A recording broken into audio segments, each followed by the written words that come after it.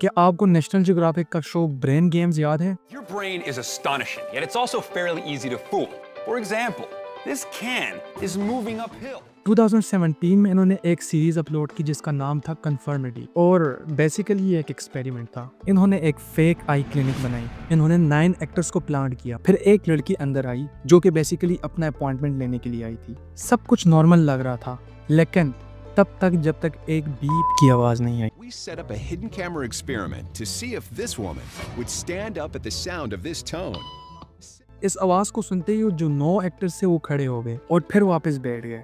लड़की को थोड़ा सा अनकंफर्टेबल फील हुआ और यही प्रोसेस एक दफा भी हुआ, दूसरी भी दफा भी हुआ, लेकिन जब तीसरी दफा आई यही लड़की जो पहले अंदर आई थी ये भी खड़ी होगी उनके साथ। ना उसे ये पता था कि ये क्यों हुआ, ना उसने किसी से क्वेश्चन किया और ना उसे किसी ने बताया कि ये क्यों हो रहा है। She followed blindly. लेकिन यहाँ तक कहानी खत्म नहीं हुई। यही जो एक्टर्स पहले आए थे ये सारे एक एक करके चले गए।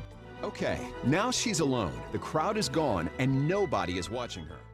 अब नए लोग आए और उन नए लोगों के साथ भी इसी तरह हुआ।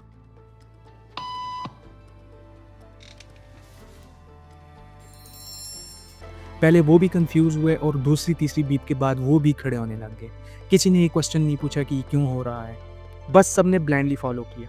ये एक्सपेरिमेंट अमेरिका की क्लिनिक तक ही महदूद नहीं रहा, बल्कि पाकिस्तान की रोजमर्रा की जिंदगी बन चुकी है। हमारे घरों में, हमारे कॉलेज में, इस हद तक कि हमारे करियर्स में भी ये चीज़ इन्वॉल्व है और इसी साइकोलॉजी को हम कन्फर्मिटी के नाम से जानते हैं। याद है 10-15 साल पहले हर पेरेंट का एक ड्रीम होता था, मेरा बेटा डॉक्टर ही बनेगा। अब चाहे बेटे को खून दे के चक्कर ही क्यों ना आ जाए, चाहे उसका इंटरेस्ट बिजनेस में हो, आर्ट में हो, अब उससे इस चीज़ से कोई लेना देना नहीं है। अब बीप बच चुकी है और वो है MBBS की बीप। आज बीप चेंज हो चुकी है।